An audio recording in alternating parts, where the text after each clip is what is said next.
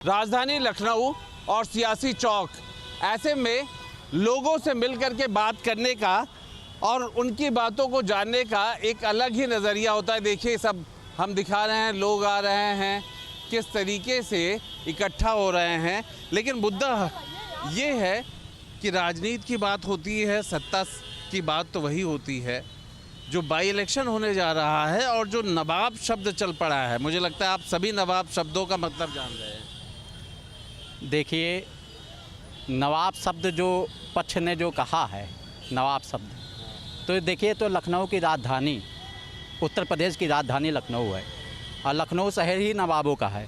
ठीक, तो यहाँ हर व्यक्ति नवाब है, माना जाता है कि हर व्यक्ति लखनऊ में जो रहता है वो नवाब है। लेकिन नवाब ऐसे नहीं होते हैं। नवाब का जो रुतबा होता था वो अलग ही होता था, अपना ही उनका वर्चस्व, अपना ही अलग अंदाज। सरल लग रहे हैं, कन्नौज वाले नवाब की बात भी हो रही है। बिल्कुल बिल्कुल, मैं उसी रहे थे। बिल्कुल मैं उस मुद्दे पे आ रहा था। मैंने वही, देखिए, जब पक्ष ने कहा, मैंने पहले ही सर्वप्रथम कहा, पक्ष ने कहा है, नवाब की बात कही है। देखिए, हमारे कन्नौज का जो इतर है बड़ा मशहूर है, बड़ा सुगंधित है। ठीक है, तो बात पकड़ते हैं। तो देखिए, वहाँ पे जो भी व्यक्ति जाता है उसका स्वागत जो है सेंट से किया जाता है, इतर से किया जाता है। तो बड़े सौभाग्यशाली वो नवाब है जो वहाँ गए हैं और वहाँ की राजधानी का, वहाँ के जिले का नेतृत्व कर रहे हैं। तो ये पक्ष को हजम नहीं हो रहा है, सुगंधित चीज़ें जो है पक्ष को हजम नहीं हो रही हैं, क्योंकि हमारे वहाँ देवी देवताओं के ऊपर जो कमल चढ़ता है उसके ऊपर भी इत्र डाला जाता है तो सुगंधित हो जाता है।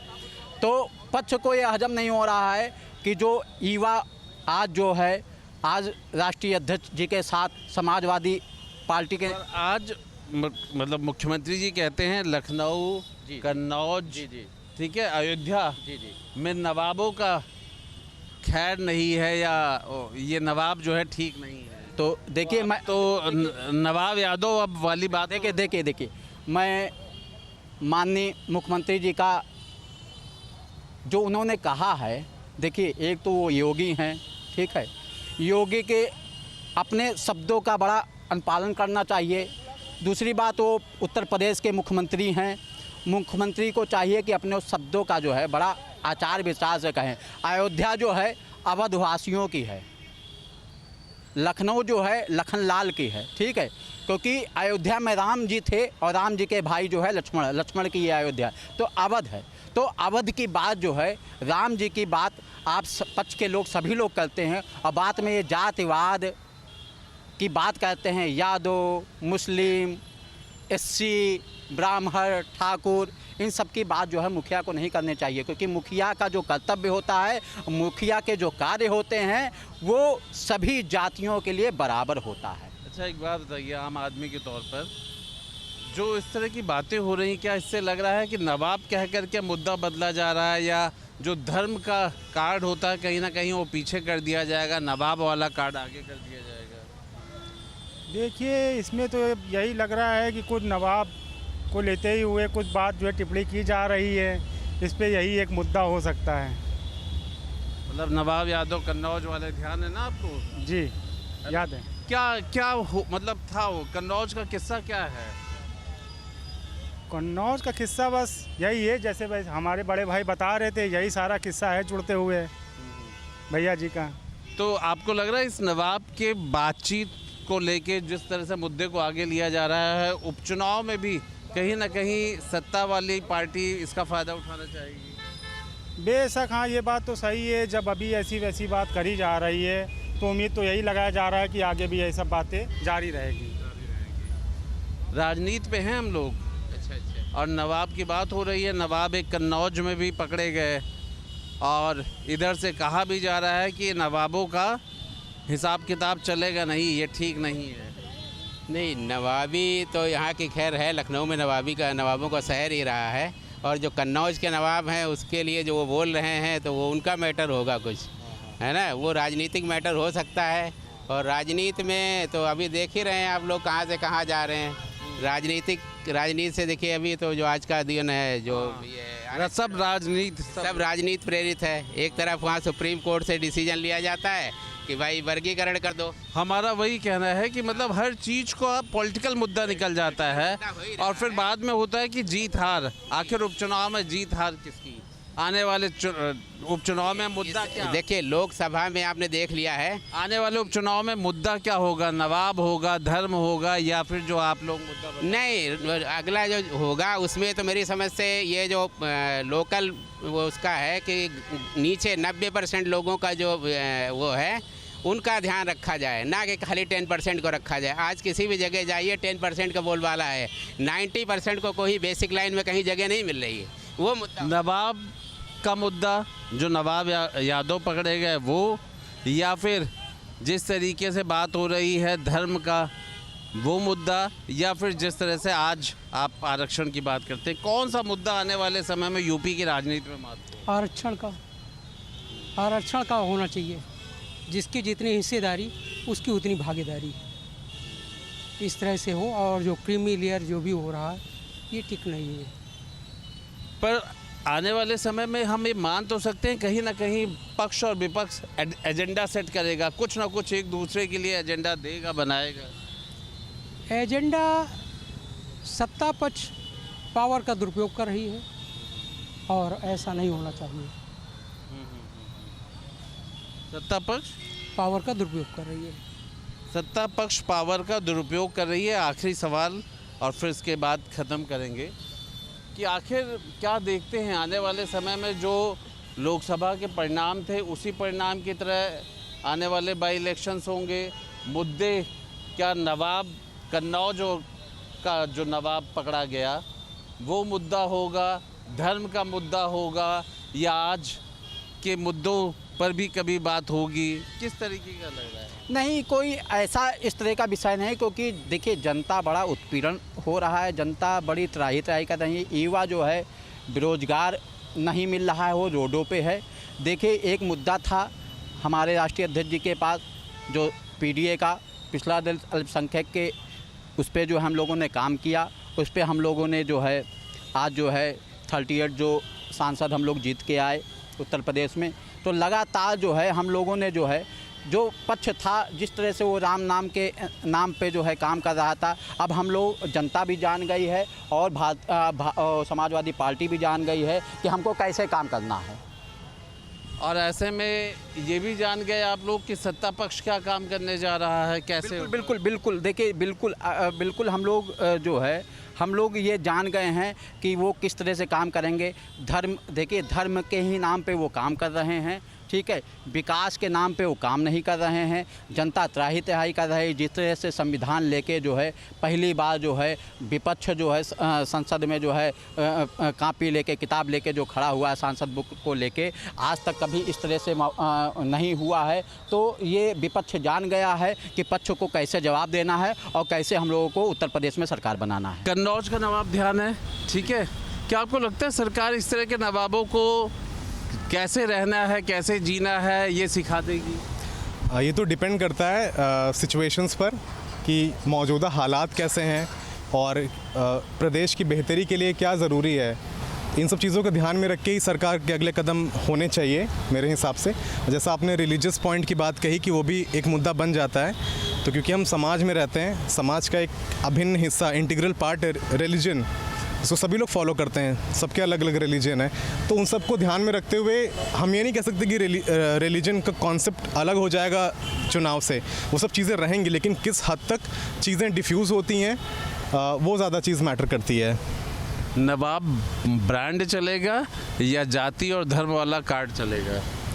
अब ये कहने के लिए मैं इतना सक्षम तो नहीं हूँ कि जातीय धर्म वाला कार्ड चलना चाहिए, क्योंकि देखिए सबसे पहली बात तो ये है कि समाज के हिस्सा सभी हैं, चाहे जिस जाति से कोई आ रहा हो, तो जाति का कार्ड चलना मुझे नहीं लगता कि ऐसा। कन्नौज का जो नवाब है वो एक्चुअल में क्रिमिनल को रिप्रेजेंट करता है, एक क्राइम को रिप्रेजेंट करता है। अयोध्या में कन्नौज में कहीं ना कहीं इस तरह के नवाब निकले।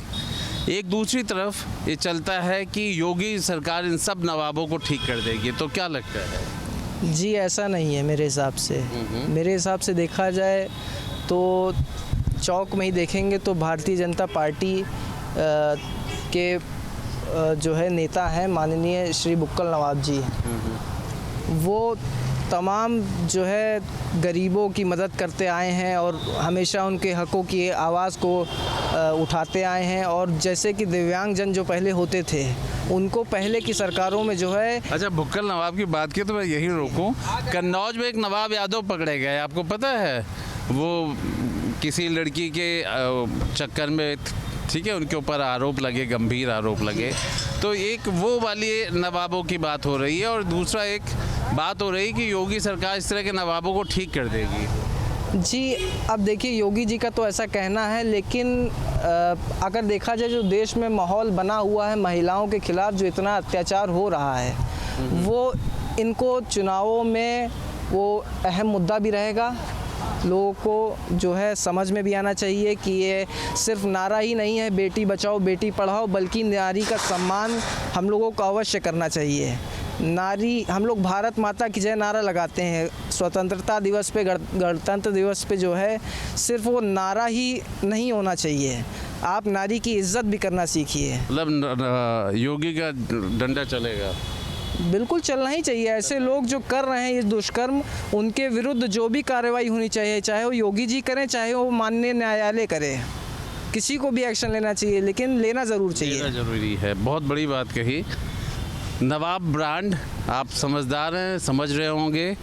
और दूसरी तरफ बाई इलेक्शन है, योगी जी इस तरह के नवाबों को ठीक कर देंगे या और किस तरह के प्लान हो सकते हैं? सर मतलब बाई इलेक्शन का एजेंडा क्या होगा? आप ये कह रहे हैं बीजेपी का? आप बिल्कुल ठीक समझ सकते हैं। सर अभी तो खैर उनकी सीट्स कम हुई हैं इस बार, और बहुत सारे रीजंस इसके दिए जा रहे थे अभी जो इलेक्शन हुए हैं। तो अभी तो ये लग रहा है कि मतलब वो लोग कोशिश तो खैर बहुत तरफ से कर रहे हैं, और थोड़ी सी एक वो भी दिख रही है ना, मतलब जहाँ उनके रिजल्ट्स उतने अच्छे नहीं आए तो एक उसमें फ्रैक्शन दिखाई दे रहा है। जैसे केशव प्रसाद थोड़ा अलग वो हो रहे हैं, ये अपना अलग एक वो कर रहे हैं। तो अभी तो थोड़ा सा मतलब विचलित दिख रहे हैं ये लोग, अभी कोई क्लियर वो तो दिखाई नहीं दे रहा इन लोग में। ऐसे में जो कन्नौज का नवाब यादव पकड़ा गया वो एक बड़ा मुद्दा बन गया है, उसको एक मुद्दा बना रही है बीजेपी। सर वो तो मतलब इसमें तो जहाँ तक हमारी समझ है, एक तो वो कन्नौज का है जो कि एसपी का स्ट्रॉन्ग होल्ड है जहाँ पे, प्लस वो उसकी कास्ट जो है उसको भी लेके ही मुद्दा बना रहे हैं, क्योंकि आपको पता है ये सारी चीज़ें होती हैं, कास्ट देखते हैं, धर्म देखते हैं, बहुत सारी चीज़ें देखते हैं। तो मैं यही पूछने वाला था कि क्या धर्म और जाति का भी कार्ड चल जाएगा इस उपचुनाव में या आने वाले कोई पॉलिटिकल? सर हमें तो लगता है कि अभी हाल फिलहाल में मतलब in the near foreseeable future हमें तो नहीं दिखता कि ये चीज़ें जाने वाली देश से। भले वो शायद इलेक्शन में ना चले, लेकिन दिमाग में तो सबके भरा हुआ है, तो हमें तो नहीं लगता कि ये जाने वाला है अभी हाल फिलहाल। तो ये क्या कह रहे थे आप? जी, जैसा कि आपने नाम लिया कन्नौज का, तो कन्नौज इत्र की नगरी मानी गई है, तो वहाँ पे इत्र की खुशबू महकती है, वहाँ के लोगों का प्यार की जो महक है वो महकती है। लेकिन जो आप घटना बता रहे हैं, कोई यादव जी नवाब हैं, तो मैं कहना चाहता हूँ कि कोई भी जाति हो, जाति या धर्म ना देखा जाए, और जो कोई भी गलत काम कर रहा है उसके खिलाफ, उसके विरुद्ध कड़ी से कड़ी विधिक कार्रवाई की जाए। अपराध का कोई जाति और धर्म तो होता नहीं है ना? बिल्कुल बिल्कुल नहीं। जैसा कि आपने बताया कि यादव नवाब हैं, तो नवाब कोई भी हो, कोई भी जाति हो, कोई भी धर्म हो, अपराधी अपराधी ही कहलाता है, और हमेशा अपराधी को सज़ा दिलाना ही माननीय न्यायालय का काम है।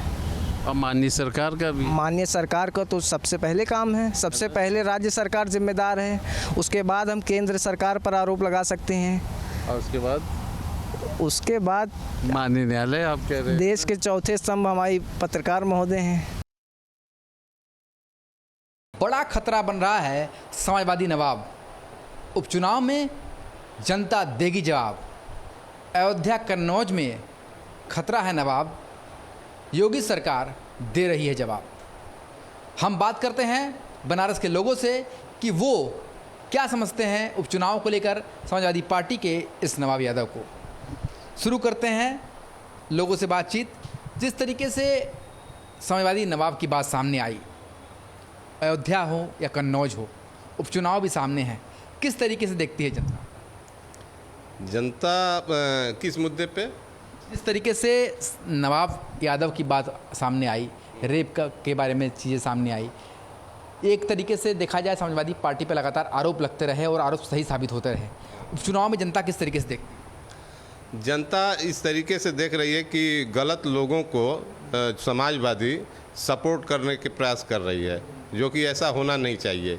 जो दोषी है उसको सज़ा मिलनी चाहिए और समाजवादी इसमें सपोर्ट ना करे तो ज़्यादा बेहतर, क्योंकि इससे उसके काफ़ी राजनीतिक नुकसान हो रहे हैं समाजवादी पार्टी के। जो दोषी है दोषी का सपोर्ट ना करें, क्योंकि उससे खुद की बदनामी हो रही है समाजवादी पार्टी की। धन्यवाद। क्या लगता है आपको, क्या दिखाई देता है जिस तरीके से नवाब यादव का कांड सामने आया, चाहे वो कन्नौज हो या अयोध्या हो? मुझे तो ऐसा लगता है कि समाजवादी पार्टी न होके ये बलात्कारी पार्टी हो गई है। क्यों? क्योंकि आप देखिए ना कि जूही सिंह जो प्रदेश प्रवक्ता है समाजवादी पार्टी के, आप देखे होंगे वो खुद डिफेंड कर रही हैं नवाब सिंह यादव को, कि कह रही हैं कि वो लड़की वहाँ गई ही क्यों। अब बताइए कि वो महिला हो कि इस तरह की बातें अगर बोलेंगी तो कोई ये नहीं समझेगा कि समाजवादी पार्टी अपने बलात्कारी नेताओं का बचाव कर रही है, जबकि इस तरह के नेताओं को तुरंत पार्टी से निकालना चाहिए और निकाल नहीं रही है। वहीं अयोध्या में देखिए उस पार्टी के नेता को भी डिफेंड कर रही है। तो आने वाले चुनाव में हो सकता है इनको बहुत भारी पड़ जाएगा, क्योंकि जनता बहुत कुछ देख रही है इनके बारे में। अभी चुनाव होने वाले हैं प्रदेश में, क्या लगता है इसका क्या असर रहेगा? बिल्कुल असर रहेगा। जितनी जनता देख रही है उनको कि समाजवादी पार्टी के राज्य में जब इस तरह से होता था गुंडई, अभी तो उनके सरकार भी नहीं है, फिर भी देखिए प्रयागराज में कल दिखा रहा था टीवी पर कि बंदूक लेके सपा का नेता घूम रहा है और यहाँ पर कोई भी कंट्रोल नहीं कर पा रहा है उनके नेताओं को। जनता ये देख रही है कि योगी सरकार को अगर हमने अयोध्या में इस तरह से थोड़ा वोट नहीं दिया तो ये हो गया, अगर हम फिर चुनाव में अगर सपा को जिता देंगे तो कहीं से किसी भी जनता को कुछ रहने नहीं देंगे। क्यों? क्योंकि इनके पास पावर अगर आ जाएगी ना तो जनता को ये खुलेआम मारने लगेंगे और किसी को बोलने का मौका नहीं देंगे, चाहे वो कोई नौकरशाह हो या कोई पुलिस का अधिकारी हो, चाहे डीएम हो। दुर्गा नागपाल का केस आपने देखा होगा, कितनी बुरी तरीके से उनका ट्रांसफ़र कराया गया। और यहाँ आज बनारस में देखिए हम लोग सारे लोग व्यथित हैं। अखिलेश यादव कुछ भी बोलते हैं तो सीधे डिफेंड कर देते हैं, किसी भी मुद्दे पर कभी भी किसी के समर्थन नहीं करते हैं सरकार को।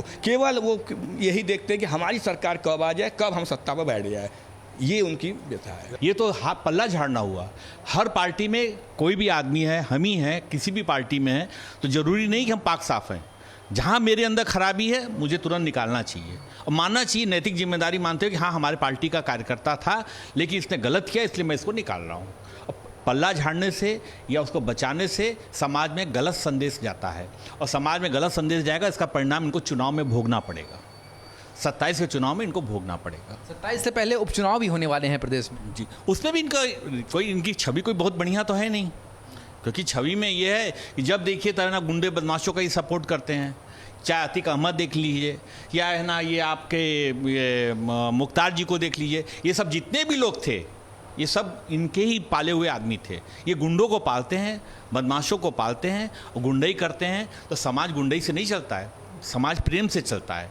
अगर प्रेम से आप रहेंगे तो सब आपका सपोर्ट करेंगे। आप गुंडई के बल पे आप सोचे समाज हम चला लेंगे तो समाज कभी अब माफ़ करने वाला नहीं, क्योंकि अब समाज जागरूक हो गया है, इसलिए इनकी गुंडई चलेगी नहीं। जिस तरीके से चुनाव हुए 2024 में लोकसभा के, उसमें सीटें मिली, उससे समाजवादी पार्टी का काफ़ी मनोबल बढ़ गया है। देखिए एक बात है ना, अंधे के आगे बटेर लग जाने से कोई बहुत बड़ा वो कार्यकर्ता है, बहुत बड़ा समाज पार्टी नहीं हो जाती है। एक समय कांग्रेस की भी पूरे भारत में सत्ता थी, लेकिन आज उनकी क्या पोजीशन है, 100 पार नहीं कर पा रहे हैं। तो इनका भी यही होगा कि है ना, जो लोगों को प्रलोभन दे के के बल पे जो जिन्होंने इनको वोट दिया है, ये एक न एक दिन उनको भी पता चलेगा कि नहीं हमने गलत किया। आज जो भी इनको पार्टी में इनको वोट भी दिया है वो भी जानते हैं कि हमने लालच में दे दिया था, क्योंकि ये योग्य आदमी उतने हैं नहीं। जब तक योग्यता नहीं रहेगी, सबका जैसे मोदी जी हैं सबका साथ सबका विकास सोचते हैं, जब तक सबका साथ सबका विकास नहीं सोचेंगे तब तक कुछ होने वाला नहीं है।